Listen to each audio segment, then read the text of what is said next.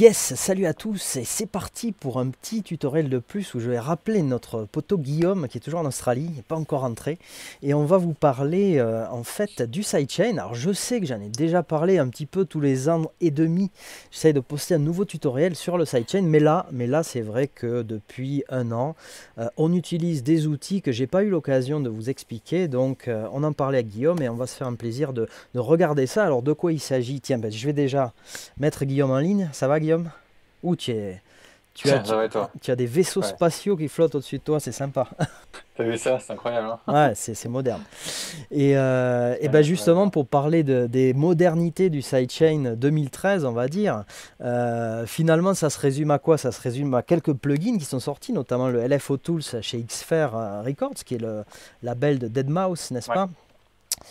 Et tout à fait, ouais, de Steve Douda. Ouais. voilà, un super plugin qu'on va regarder en détail dans cette vidéo. On aura l'occasion de parler aussi, d'ailleurs peut-être on va faire ça en premier, d'un plugin un tout petit peu plus simple mais tout aussi efficace, Volume Shapers. Je crois que c'est des Allemands qui font ça, une marque qui s'appelle Cable Guys. Ouais. Et puis peut-être, alors on se fera ensuite un top secret, hein, parce que c'est vrai que les professionnels utilisent une technique un petit peu différente. Ouais. On va poster Ah, un petit top secret sur cette technique de sidechain qui permet d'avoir un son plus agressif, plus, ouais, c'est plus ça. C'est d'avoir d'avoir en fait d'avoir un compresseur très rapide, ouais, ouais, très en rapide. résumé. Et puis il y a vraiment une grosse, nette différence de punch, quoi. Alors écoute, je te Alors, ouais. propose qu'on commence peut-être par le volume shaper qui est de loin le plus simple. Donc on va passer dans Ableton Live et vous voyez, j'ai juste préparé, là Guillaume on a mis un petit silence qui joue la chose suivante. Hop là. N'est-ce pas? Et on va mettre un kick Voilà. peut-être.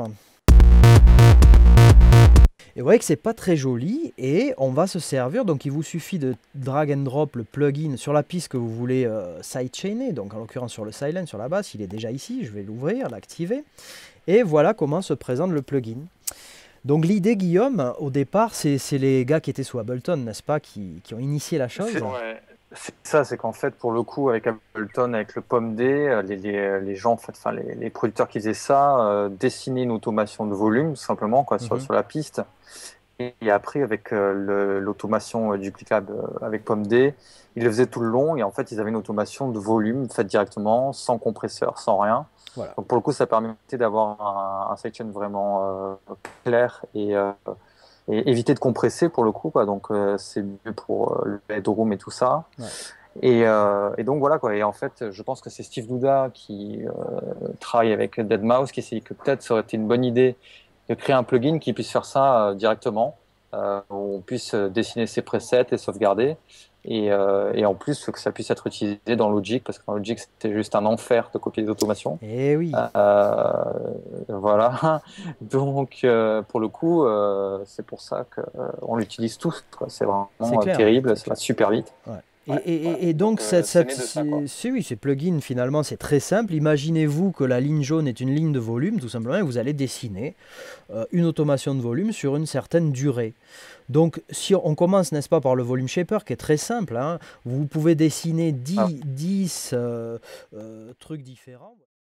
Alors après, MJ, peut-être tu peux montrer ce qui est intéressant avec ce plugin, c'est qu'on peut, en dessinant la courbe, Faire groover. en changeant Mhm, l'attaque de la courbe, etc., on c'est peut clair. commencer à faire groover le son. Il en suffit de peu.